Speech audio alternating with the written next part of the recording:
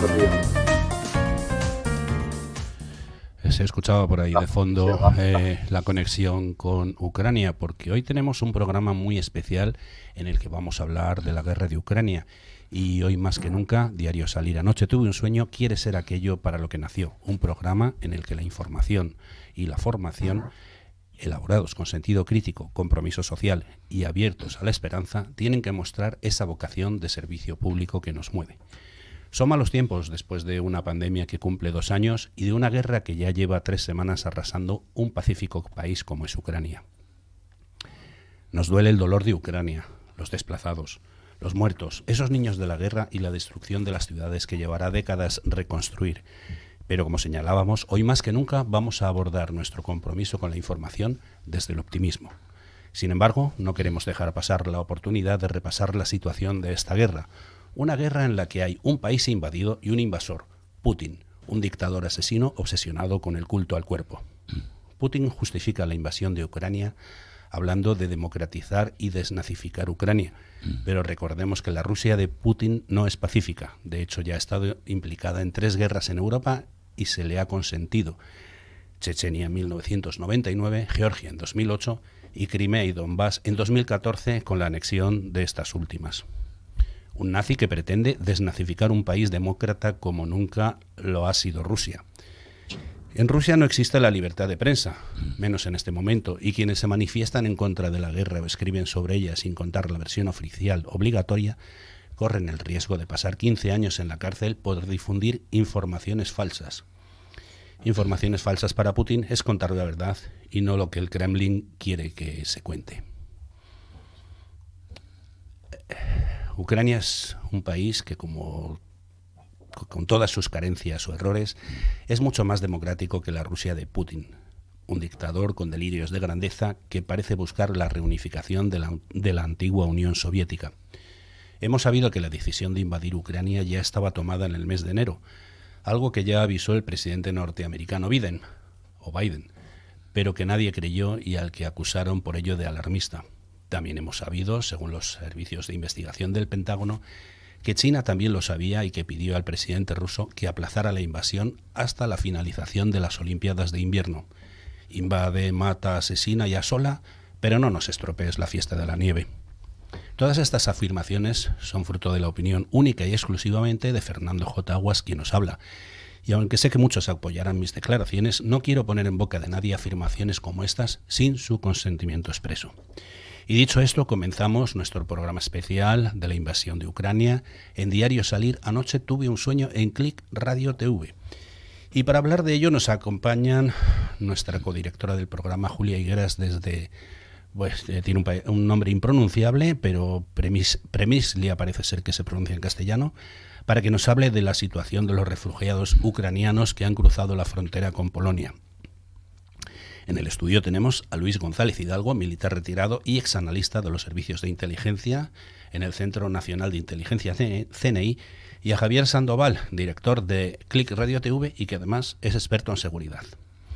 Contamos además con la colaboración de Nacho Martínez de la Torre, coordinador de UNICEF Madrid, con quien hablaremos de guerra e infancia, y desde Salamanca, nuestro experto en nuevas tecnologías, Álvaro Andrés, y Pablo Rodríguez Santamaría, experto en ciberseguridad, nos van a hablar de guerra. Julia, ¿cómo estás? Hola, querido Fernando, querido Javier, y también a los invitados que te acompañan ahora mismo en el estudio, como Luis González Hidalgo. Buenos días a todos. Yo ya me he levantado tan temprano, he hecho tantas cosas que me da la impresión de que es como por la tarde, aunque no he comido, pero bueno. Queridos oyentes, bienvenidos una semana más a Diario Salir Anoche tuve un sueño, hoy desde Mediska, en directo, desde la frontera con Ucrania, la zona cero de la entrada de refugiados ucranianos a la Unión Europea.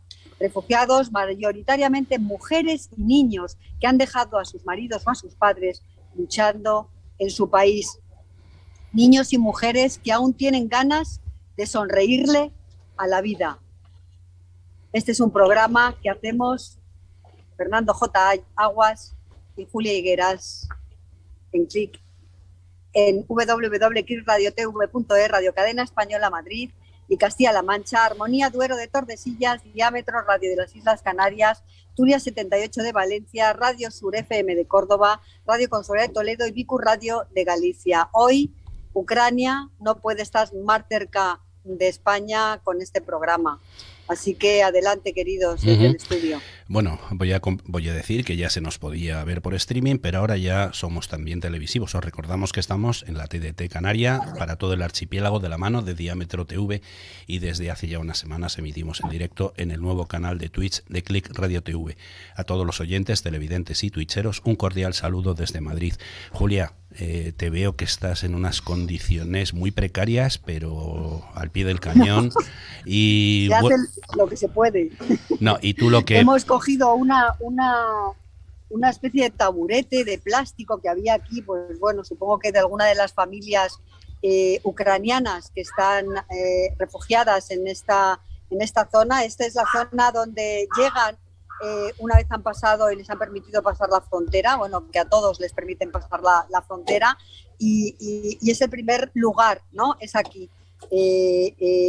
Aquí ya veis que hay tiendas de campaña, hace un frío pelón, y de aquí, una vez que ya están un poco organizados, se los llevan a la estación, y en la estación de tren, que es también la zona cero de esta guerra absurda, ya los distribuyen por países, ¿eh? Les ponen como una especie de pulserita con un nombre y con un número, y bueno, aquí les preguntan primero a dónde quieren ir, porque hay algunos que tienen familiares en algunos países de la Unión Europea y otros que sinceramente pues no saben, les da igual. Ellos lo que han querido es salir de la guerra, lo han conseguido, aunque han dejado mayoritariamente a sus maridos o a sus padres peleando, ¿no? Y hay algunos que les da igual. Esta mañana hemos despedido a un convoy español que lo llevaba el padre Miguel de una parroquia de Vicálvaro, de Cañaveral. Iba con 53 personas, no sabemos exactamente cuántas familias. Y bueno, ellos han querido salir, no han querido esperar, no tenían familia en España, pero les parecía un buen lugar Madrid para marcharse, y eso es lo que han ido. Van con una maletita bien pequeña y una mochilita donde llevan sus objetos más necesarios, sus cosas para el aseo, o bueno, si van con niños pequeños, pues los potitos de carne para darles de comer, o los biberones. Esto es lo que hemos visto esta mañana. Julia, la verdad que bastante duro. ¿Se ve organización, seguridad por allí? ¿Cómo está todo esto? Bueno, sí, se ve está muy, muy organizado. Yo tengo que decir que como he viajado tanto por África, pues aunque la situación aquí también es dramática, y sobre todo porque hay una guerra y está aquí al lado de casa, la organización es muy grande. O sea, no tiene nada que ver bueno, pues cuando yo estuve antes el tren, que se oye por allá a lo lejos, cuando estuve en Burundi y demás, no, aquí la gente está muy organizada. Tenemos que pensar que es que, claro, los ucranianos son como nosotros, son como los polacos, quiero decir, son ciudadanos europeos que de la noche a la mañana han empezado a bombardear sus casas. Entonces, pues es gente organizada, es gente educada, es gente que bueno, que sabe, que asume el devenir, ¿no? de su futuro, ¿no? De lo que viene. Sabe que se tiene que marchar a otros sitios y lo hace de manera organizada, sin rechistar, sin protestar, humildemente, pero sin perder la dignidad, que eso es muy importante. Son muy dignos. Julia, déjame un momento que quiero que escuches una cosita. Pedro, ¿lo tienes? Pues vamos dentro.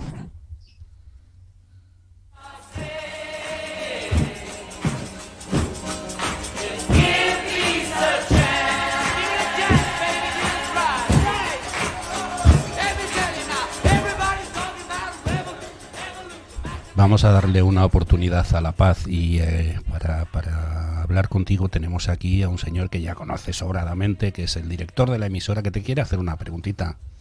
Bueno, primero agradecerte, darte los buenos días, Julia, agradecerte que estás ahí, y que estamos comunicándonos contigo.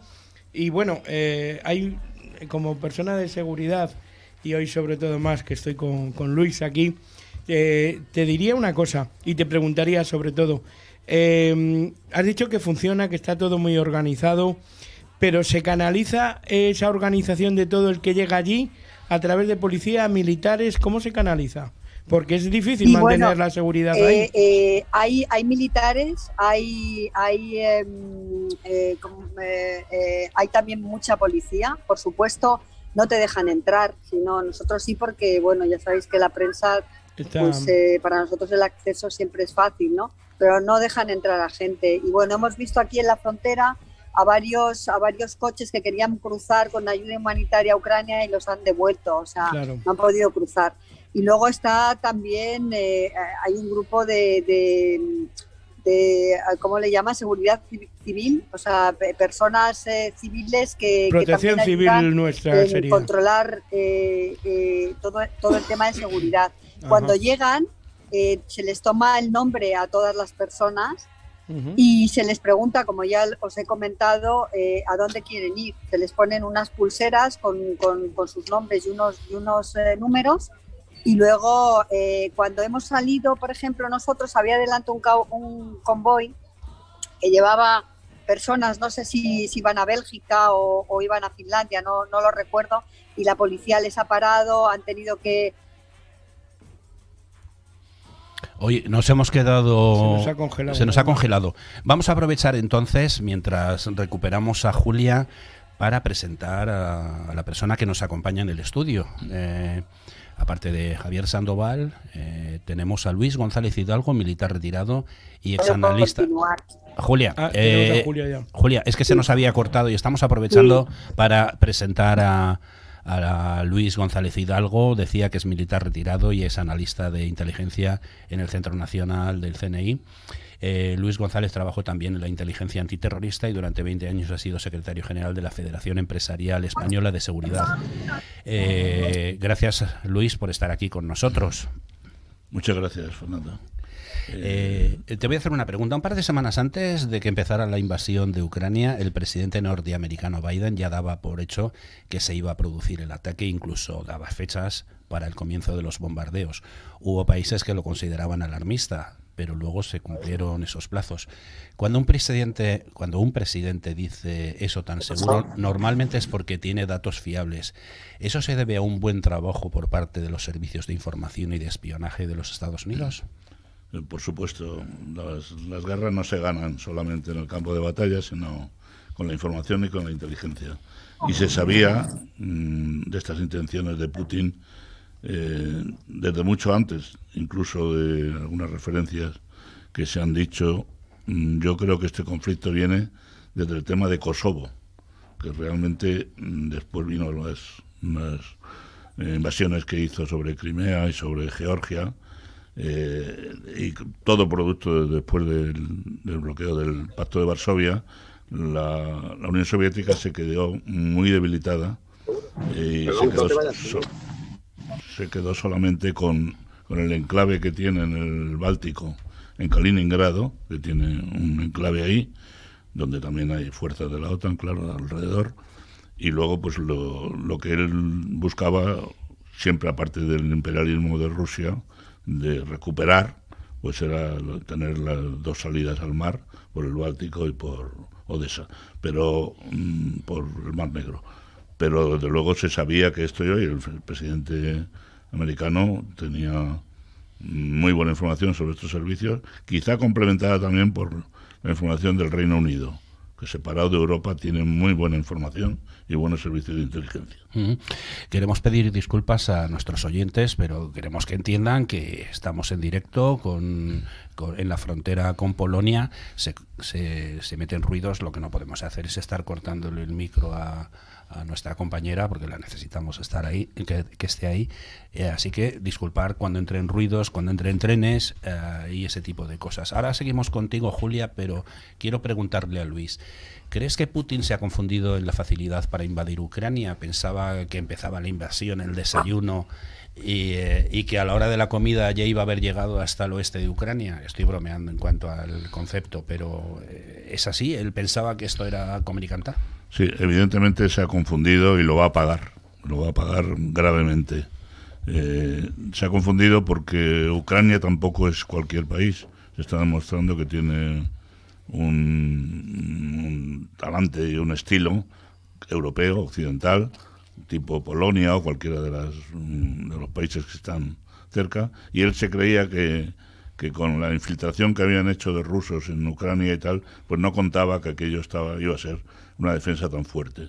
Lo planificó con un ataque tipo militar, igual que las anteriores guerras, con esa cantidad de efectivos, y evidentemente pues ha estado a lo mejor planificado de lo que iba a hacer como si fuera un paseo militar, pero le ha salido rana porque la resistencia ha sido muy grande y porque Ucrania, al margen de cómo es el estilo de sus habitantes, pues también ha estado muy apoyada, ¿eh?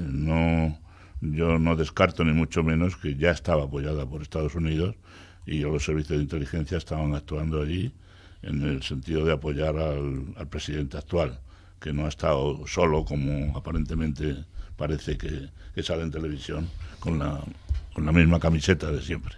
Sí, es verdad. Bueno, es actor y la verdad que está cuidando muchísimo también la imagen televisiva, sí. Y está llegando a la gente.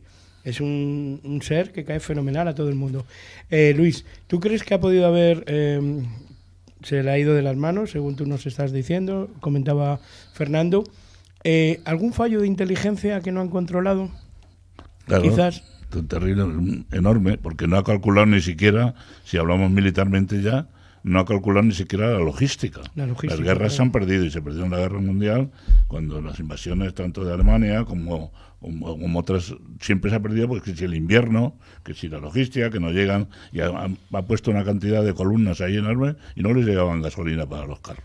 Claro. O sea que ha planificado una guerra militar sin tener en cuenta los medios actuales, pues que hay otros medios que no tenían necesidad de ver. Hizo una imagen de fuerza, y aquello iba a ser un paseo militar. Y de paseo militar nada, porque no cabe duda que este hombre, independientemente de lo que ha dicho el presidente, de su característica de actor, pues ha llevado, ha calado en el pueblo de Ucrania.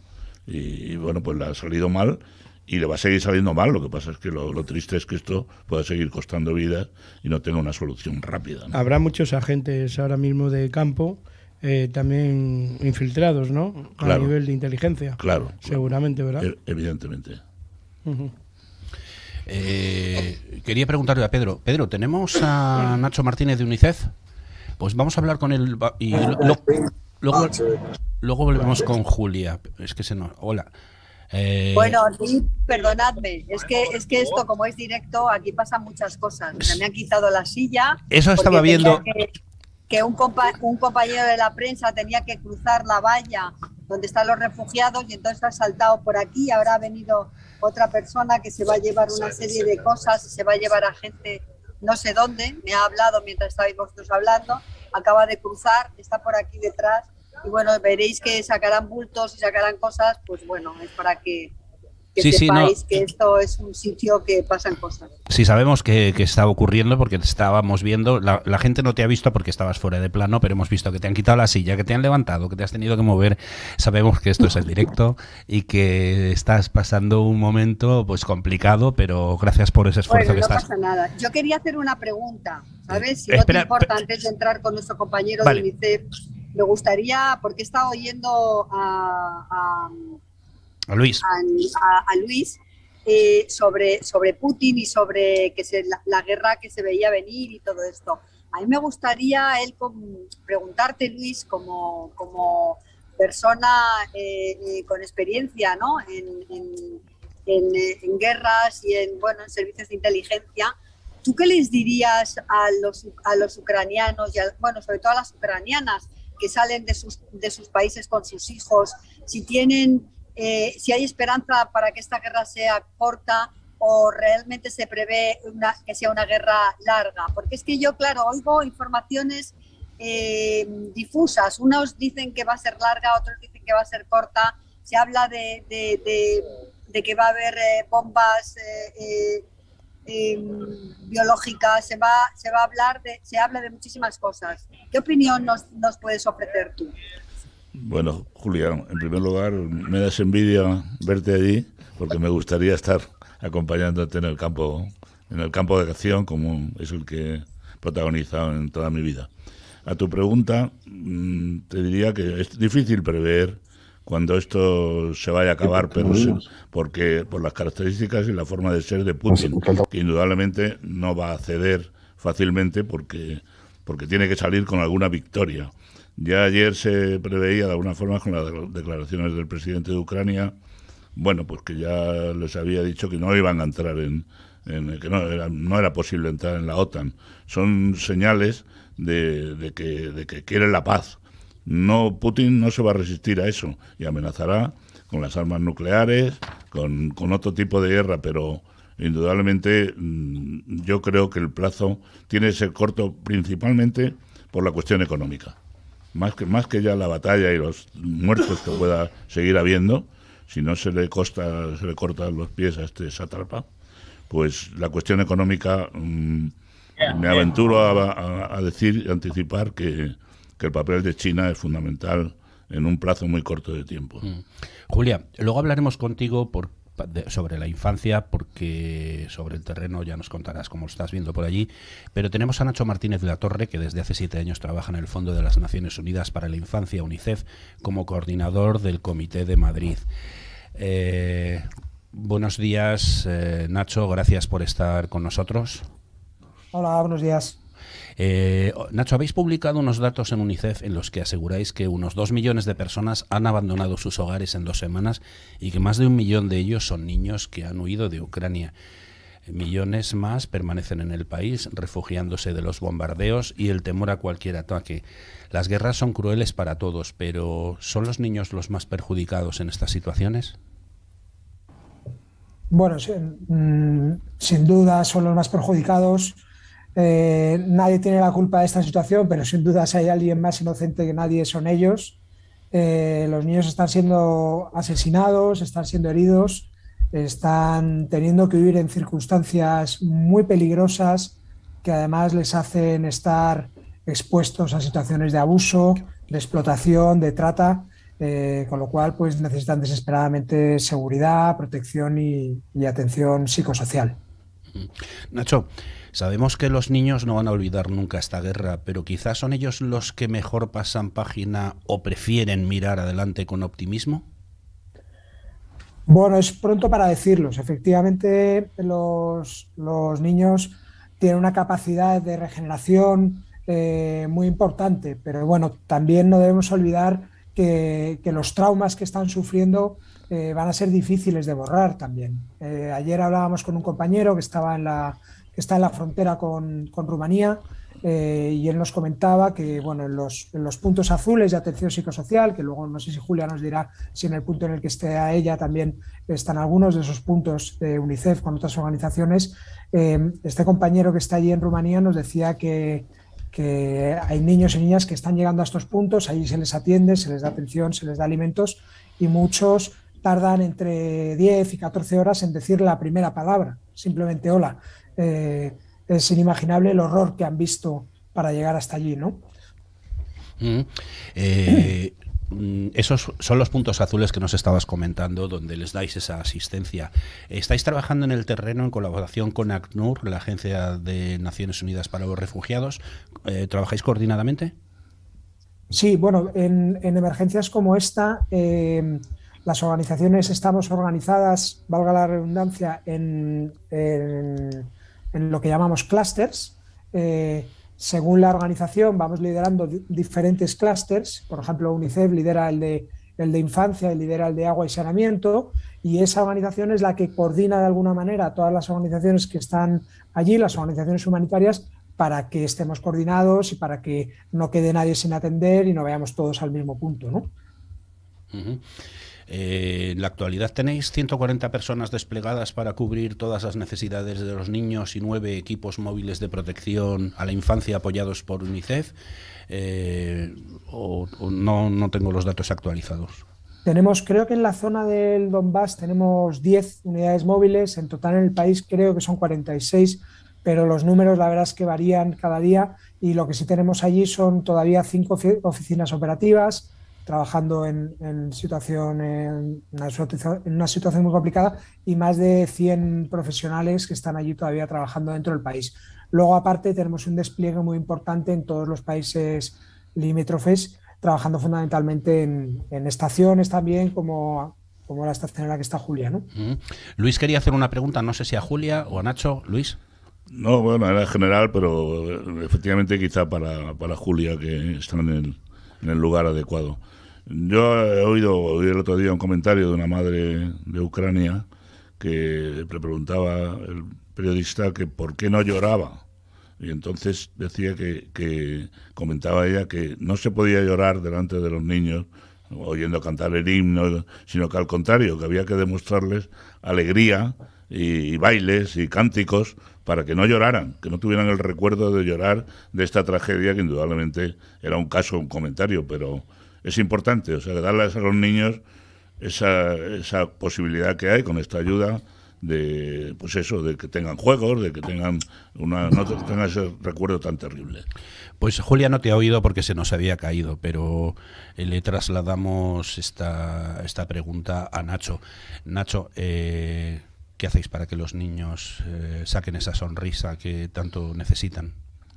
Bueno, lo que tratamos, y evidentemente no siempre se consigue, pero lo que tratamos es darles cierta normalidad, acogerles efectivamente con sonrisa, a veces con canciones, tratar de darles tranquilidad, tratar de darles algo de paz, y luego, en la medida de lo posible, también tratamos de dar educación allí a donde se puede, para que en la medida de lo posible puedan seguir con sus rutinas y con su educación. Pero bueno, la verdad que en estos momentos, sobre todo, lo más importante es que puedan tener medicinas, que puedan tener alimentos y que puedan tener esa atención psicosocial para tratar cuanto antes el trauma tan tremendo que se está produciendo.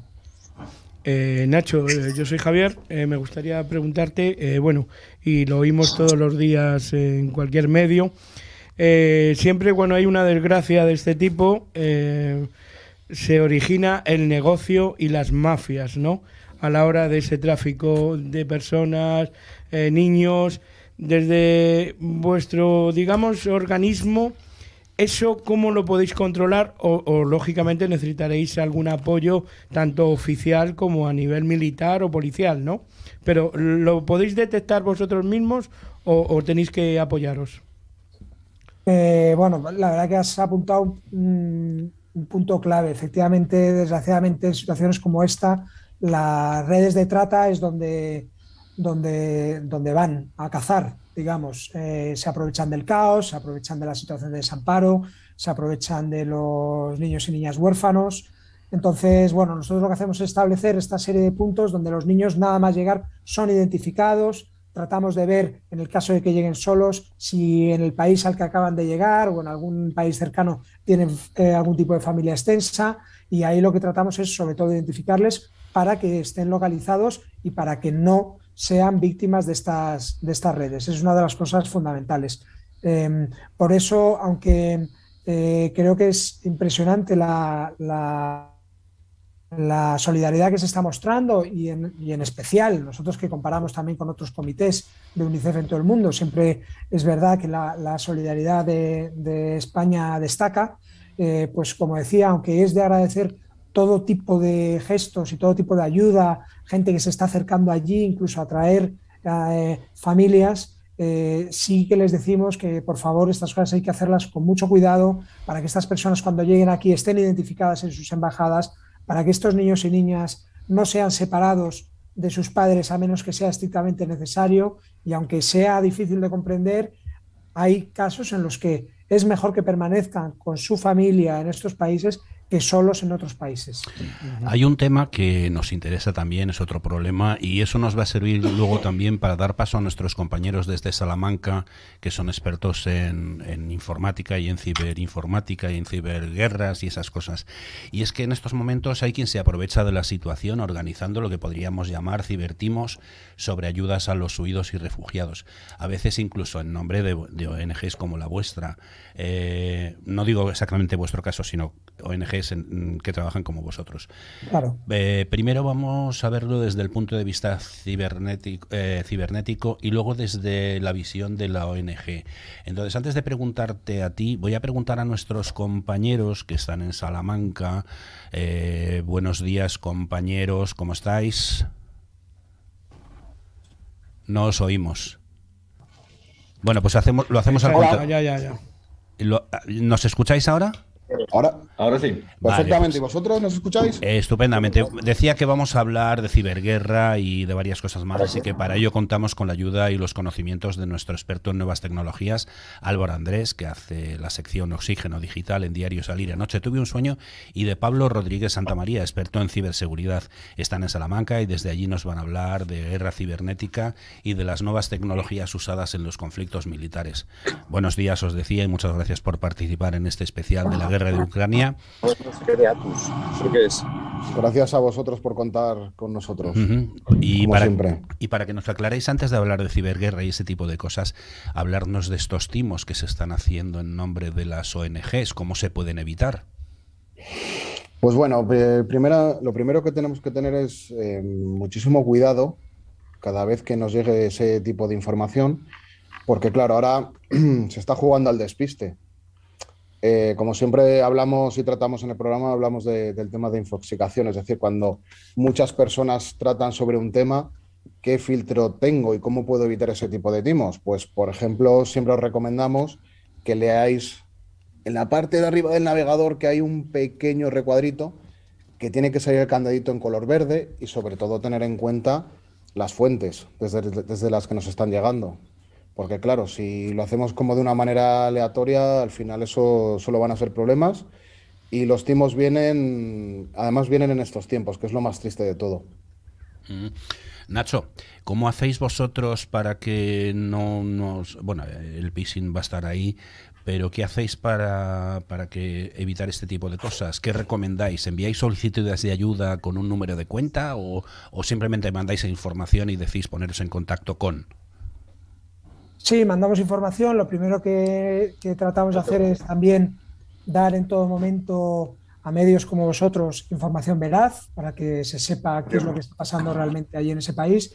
Y de todas formas, además de estos timos, lo que sí estamos viendo es que, a veces con la mejor intención, a nosotros, por ejemplo, se nos están aproximando empresas y municipios también que con la mejor de las intenciones han hecho captaciones de alimentos no perecederos, ropa, etcétera, y se están encontrando ahora mismo con que la propia embajada de Ucrania y las propias organizaciones les están diciendo que no pueden gestionarla. Es una guerra donde la logística es muy complicada. Entonces nos estamos encontrando los dos casos, o sea, por supuesto el tema de los timos y de los engaños, pero no solo eso, sino ayuda que no llega porque no hay capacidad logística. Entonces por eso decimos que antes de lanzar una campaña de este tipo, que por favor esté asegurado que puede llegar a destino esa ayuda. Julia, te habíamos perdido. Cuando quieras entras, pero quería hablar... Sí, es que he tenido dificultades de todo tipo. Se ha ido la conexión, bueno, en fin, no he tenido que volver a mover otra vez, la cámara, en fin, esas cosas que pasan. Bueno. Nada, yo realmente, oyendo a Nacho lo que le he podido oír, decir que realmente aquí lo que ellos lo saben, ¿no? Lo que más impresiona es ver a tantísimos niños en carritos, niños con sus muñecos debajo del brazo, con sus tutús, bueno, en fin. Y esta mañana he coincidido con una ucraniana que se llama Victoria y su hija se llama Kira.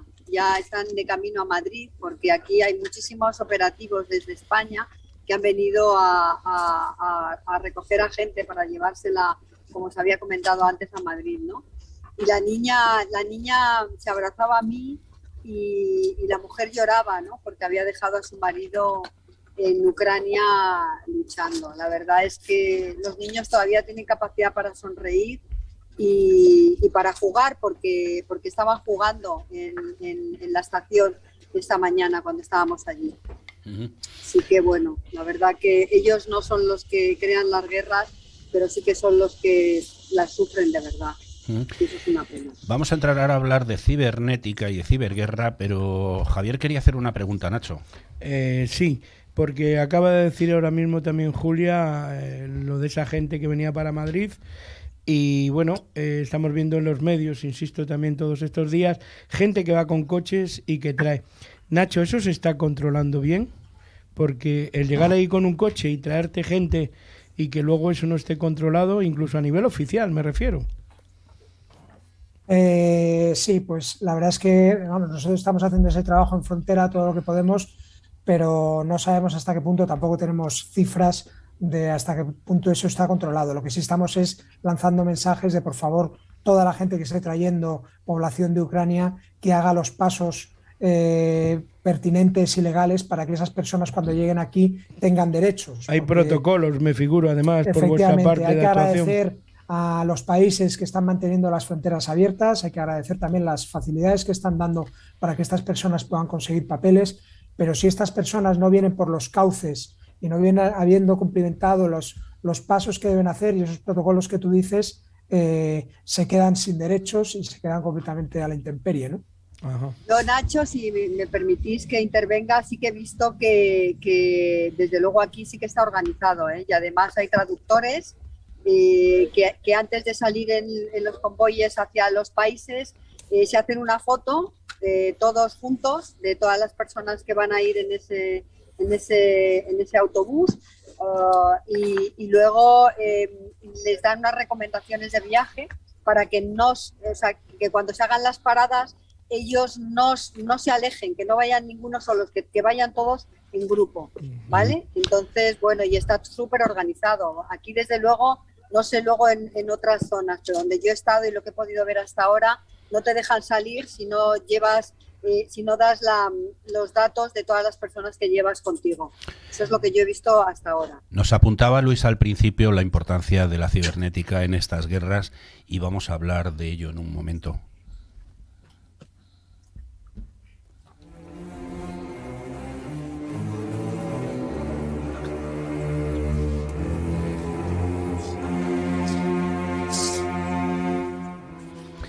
Bueno, queridos amigos, Pablo y Álvaro desde Salamanca, ¿qué se entiende por ciberguerra o guerra cibernética?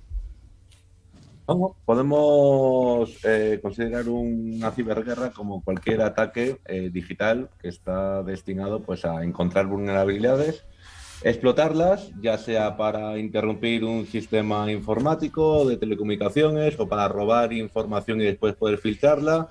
Y en este caso, bueno, pues son ataques dirigidos pues entre dos países realmente.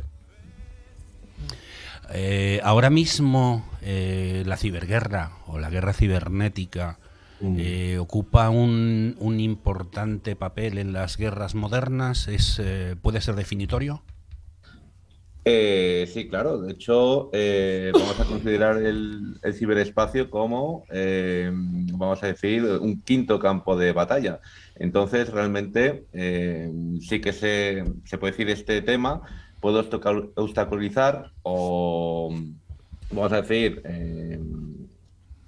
hacer que muchas tácticas o estrategias pues realmente no se lleven a cabo. Pero se puede decir que frenar una guerra no la van a conseguir frenar. Javier.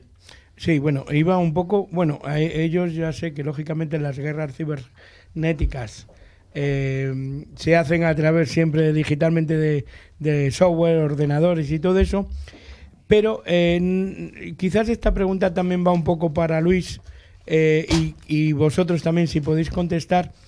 Yo me figuro, Luis, que además los satélites en estos casos bueno, cumplen una labor muy importante desde el punto de vista estratégico militar. Serían dos preguntas, Una para Luis desde el punto de vista de inteligencia y otra para vosotros, hoy que se hackea todo, que todo se intenta intoxicar de alguna forma. Infoxicar. Se podría manipular esos satélites. Luis, como inteligencia, el uso se está usando, me figuró, muchísimo, ¿no, Luis? Sí, sí. Podría decirte que hemos entrado en otra guerra ya distinta de lo que estábamos hablando, por supuesto, y que España creo que se está preparando a nuestro ritmo, pero creo que estará preparada tanto desde el Centro Cristológico Nacional como del INCIBE y como otras plataformas que ya están organizadas. Pero podría deciros, por ejemplo, que Francia ya ha integrado en su programa militar la quinta arma, que es el ciberespacio. Incluso ha incluido dentro de la Fuerza Aérea esta parte ya como oficial para la guerra con los satélites. O sea, se nos ha anticipado ya a que ya tiene dentro de su ejército del aire este tipo. Ya los americanos, cuando Irak, no sé si recordarás que los que usábamos GPS en temas, digamos, oficiales, teníamos un problema porque los americanos, a través de un RASAM, había desviado la posición. Cualquier posición tenía un error hasta de 300 metros y eso en guerra es problemático porque al final eliminar lo que no tienes que eliminar, ¿no? Los ataques cibernéticos se dirigen a lo que podríamos denominar infraestructuras críticas, tanto de Ucrania como de Rusia. Una de las estrategias de la ciberguerra es la desinformación, la manipulación y las noticias falsas para engañar a su propio pueblo y que apoyen la guerra. Al parecer Rusia está manejando con destreza lo que tú, Álvaro, denominas infoxicación. Cuéntanos qué es esto de la infoxicación y cómo lo está usando Rusia en su propio beneficio.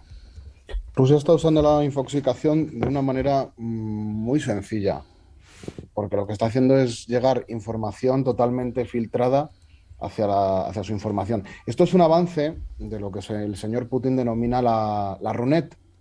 La Runet es la propia Internet de Rusia. Es decir, si yo aíslo a la población de información externa, puedo manejarles y puedo manipularles y puedo hacerles llegar lo que yo quiera. Ni siquiera, en este caso, es un tema muy crítico porque aparte de la población, claro, ahora está sometida a cierta presión. Uy, te hemos perdido. Se ha desconectado ahora.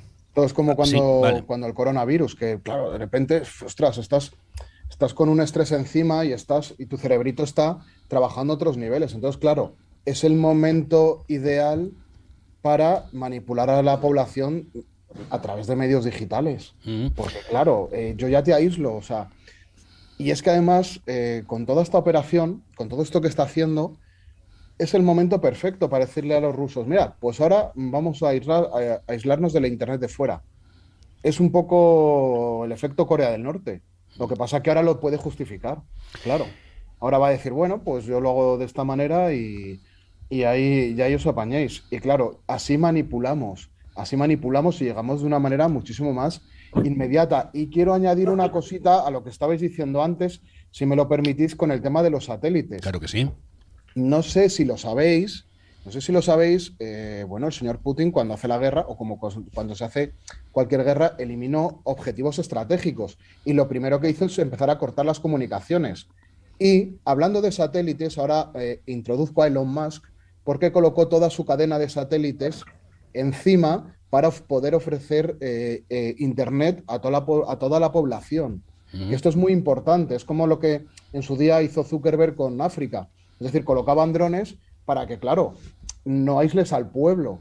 En ese sentido, es muy loable lo que ha hecho Elon Musk, porque, claro, Putin, bueno, esto como ya lo tenía pensado y sabía cómo iba a manipular todos los medios y sobre todo los medios digitales, que es donde va toda la información ahora.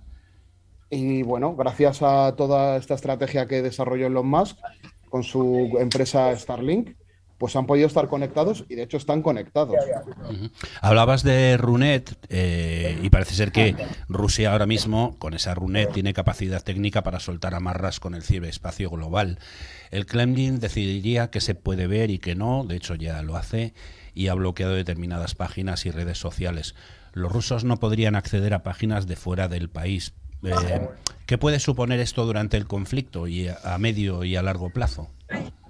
Pues puede suponer para el pueblo ruso una desinformación absoluta. De hecho, mira, aquí voy a barrer un poco para casa.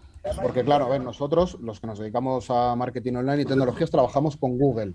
Rusia tiene su propio buscador desde hace muchísimo tiempo. Tiene Yandex. Él ya lleva manipulando la información desde hace mucho tiempo. Porque no puedes obtener información objetiva si el que está detrás es el propio país. Al final no te voy a dejar pensar, vas a pensar lo que yo te diga. Y vamos a manipular a la población de esa manera. Te quiero hacer una pregunta, Luis. Sí, coincido con lo que estás diciendo, además técnicamente lo conoces perfectamente. Es entrar en un campo muy, muy importante, hemos entrado en un campo que es el campo de la desinformación, en el que Rusia y China son los reyes del mundo. Se ha visto las campañas que ha intervenido Rusia, pues sabemos del tema de las elecciones de Cataluña, de otras elecciones de otros países, y la potencia que tiene en ese sentido. Incluso en elecciones también internas o en enfrentamientos entre grandes cadenas o grandes empresas, etcétera. La lucha contra esa desinformación, que probablemente ahora mismo el pueblo ruso está totalmente aislado y no sabe ni siquiera lo que está pasando, ni siquiera los soldados saben por qué han ido a esta guerra. Yo tengo una pequeña experiencia de haber colaborado con alguna empresa de ciberinteligencia, que es la forma de combatir y luchar de alguna forma contra estas desinformaciones y algunas campañas que se han hecho aquí en España. Pero vamos, el campo en el que estás hablando es interesantísimo y yo creo que hay que trabajar en ello de verdad. Sí. Oye, pero... una cosita, perdona. Hay hackers como Anonymous, aunque no sé si llamarlos hackers, crackers, ahora nos lo aclaras. Parece ser que los hackers son los buenos, los crackers son los malos. Y decía que hay crackers como Anonymous, que en este caso, por estar luchando en favor del pueblo ucraniano, podríamos considerarles hackers.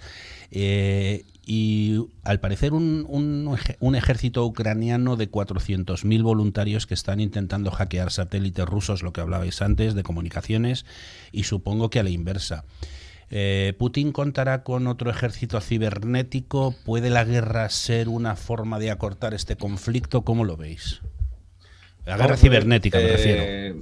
Contestando a la primera pregunta, vamos a decir de que sí, en términos generales, los hackers son los buenos, los crackers son los malos, aunque realmente, vulgarmente se dice de que hackers es todo el mundo, pero bueno, hay que decir de que los dos lo que hacen es infiltrarse en sistemas ajenos. Lo que pasa es que los crackers lo hacen con actividad ilícita, es decir, realmente buscan su propio beneficio. Pero bueno, hay muchísima más calificación que solamente hackers o crackers. Por ejemplo, no los tengamos en cuenta, pero en esta guerra, por ejemplo, un tipo de especialista es el freaker, que es aquel que solo se destina a sistemas de telecomunicaciones. Solo y exclusivamente, nada de sistemas informáticos. Entonces realmente está teniendo mucha relevancia lo que es en este conflicto. Sobre la segunda pregunta de si se puede acortar este conflicto o no. O alargar. Vamos a ver. Con la ciberguerra lo que se va a hacer es que se va a obstaculizar muchísimo lo que son las operaciones, ¿vale? Es decir, yo si tengo planeado algo, pues a lo mejor si recibo pues un ataque, pues realmente ya no lo puedo conseguir hacer, ya no lo puedo comunicar con, se puede decir, mis oficiales en el campo de batalla, y por lo tanto, pues todo eso se puede frenar. Ahora bien, lo que decía antes, hasta el término de acortar como tal o frenar este conflicto, no lo creo. Julia, bueno, a todos, nos quedan unos 5 minutillos de programa, entonces, bueno, Julia, cuéntanos algo, háblanos desde allí, ¿qué estás viendo ahora, qué te estás encontrando? Pues es que aquí hay una actividad, querido, increíble. Aquí detrás creo que hay médicos que están seleccionando material para llevarse. Insulina parece, ¿verdad? Me estaba apuntando adrenalina, pues para los disparos, supongo, a la gente que reciba disparos, pues para tratarles. Entonces, y luego aquí hay otras personas, los que ya abandonan esta zona, que ya os digo que se marchan hacia la estación y allí es donde los dividen y los llevan a otros países. Aquí luego están haciendo el recuento de la ropa que merece la pena para llevarla a la estación donde hay muchísimos refugiados, las clasifican, sí, para llevarla a la estación donde hay muchísimos refugiados durmiendo en colchones, con mantas, en la calle, ponen astillas y madera y la queman para calentarse porque realmente hace muchísimo frío. Aquí hay un trasiego continuo de gente que entra, salta la valla y bueno, ahora mismo ya os digo que están los médicos haciendo selección de medicinas, ¿no? Julia, que se van a llevar. Julia, ahora volvemos contigo, pero no quiero que termine el programa sin decirle a Nacho, sin preguntarle a Nacho cómo se puede colaborar con vosotros. Bueno, pues muchas gracias para todas aquellas personas que quieran colaborar con nosotros, y la ayuda de UNICEF está llegando sobre todo, para que lo sepan, en forma de agua y saneamiento, en forma de atención psicosocial, alimentos y suministros sanitarios. Para todos ellos hay un número de Bizum, que yo creo que es la manera más sencilla, que es el 11261. Lo repito, es el 11261, es un número de Bizum y a través de ahí pueden donar. Si lo prefieren hacer de otra manera, pues en la página web de UNICEF, que es unicef.es, también es muy sencillo hacerlo. Y nada, daros las gracias por darnos voz y dar las gracias también a todos los oyentes que vayan a colaborar. ¿Quieres mandarnos un último mensaje antes de que te despidamos? Bueno, nada, decir que por nuestra parte UNICEF está trabajando día y noche para salvar las vidas de estos niños y niñas y de sus familias, que agradecemos muchísimo toda la atención por parte de los medios y toda la atención por parte de las personas, las empresas y las administraciones públicas. Y nada, muchas gracias por la colaboración y gracias por este espacio. Pues muchas gracias a ti, Nacho Martínez de la Torre, coordinador del Comité de Madrid de la UNICEF. Muchas gracias. Gracias.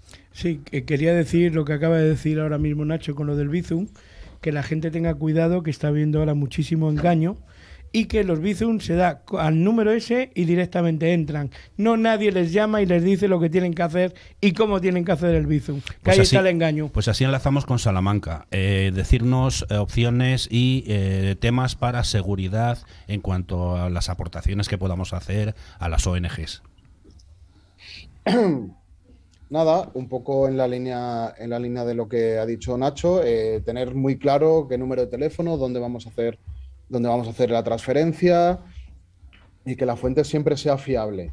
Si alguien duda, ¿vale? Si alguien duda, lo que puedes hacer es arrastrar ese número de teléfono que te han dado y pegarlo en el buscador de Google y ver a dónde pertenece esa fuente, ¿vale? Este es un truquito que nosotros, por ejemplo, cuando damos formaciones en el máster y todo eso, pues lo que puedes hacer es asociarlo y de esa manera, si te sale en el primer resultado de búsqueda esa empresa, es correcto. Ese es un truco muy fácil, muy sencillo y que cualquiera puede hacer, ¿vale? Pero de verdad, tened muchísimo cuidado porque estamos viviendo una época tan difícil y a nivel digital muchas veces es muy complicado. Es complicado, para que os hagáis una idea, es complicado para nosotros y prácticamente nos dedicamos a ello. O sea, que tú imagínate para el usuario medio o para el usuario solidario, que es tu mamá o tu papá o quien sea, ¿vale? Y enlazando con lo que ha dicho Álvaro, es que desgraciadamente hay un montón de gente que se basa en este tipo de desgracias para obtener, se puede decir, un beneficio económico personal. Y eso pues realmente, bueno, pues no tiene adjetivo. Bueno, es terrible. Si aprovechan estas situaciones para tratar con niños, pues nos podemos imaginar cualquier cosa. Oye, se nos han quedado muchas cosas en el tintero. Volveremos a tener una sección Oxígeno Digital. Quiero agradeceros a los dos que hayáis participado en el programa y que nos hayáis dado vuestra visión de lo que es la ciberguerra y bueno, cómo influyen estas guerras modernas. Muchísimas gracias. Nos vemos. Gracias a vosotros por invitarnos. Julia, Chicos, nos está acabando el programa. Antes de nada quería saludar a Alfonso. Estoy congelada ya. Sí, ya quería saludar a Alfonso Onur, que está ahí contigo. Mandarle un abrazo. Alfonso, eres un valiente, ¿eh? Has dejado la fotografía de moda por irte con Julia a la aventura. Muchísimas gracias por estar ahí con ella. Gracias a vosotros. Julia, un último comentario porque nos queda nada, medio minuto.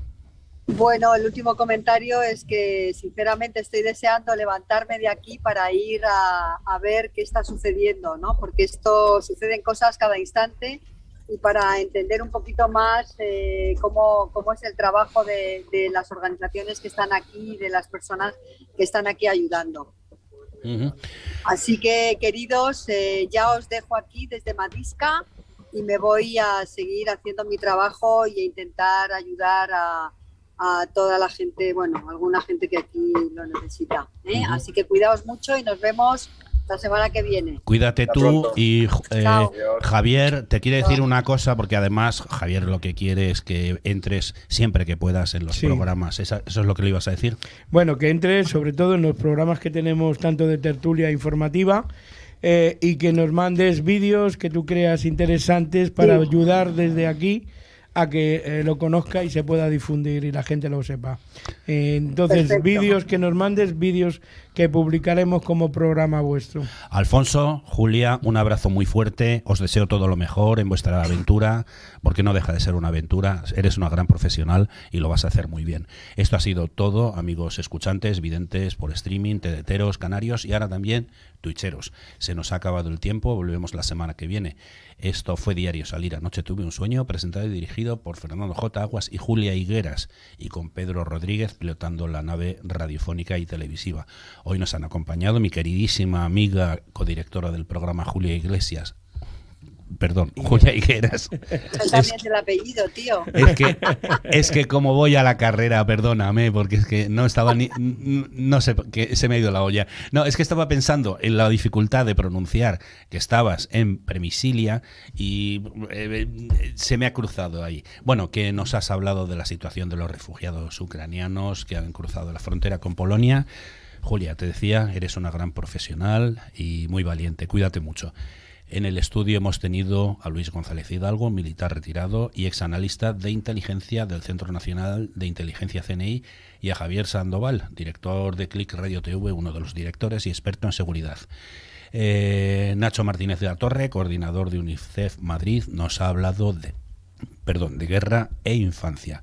Y desde Salamanca, nuestro experto en nuevas tecnologías, Álvaro Andrés, y Pablo Rodríguez Santamaría, experto en ciberseguridad, nos han hablado de guerra cibernética y de las nuevas tecnologías usadas en conflictos militares.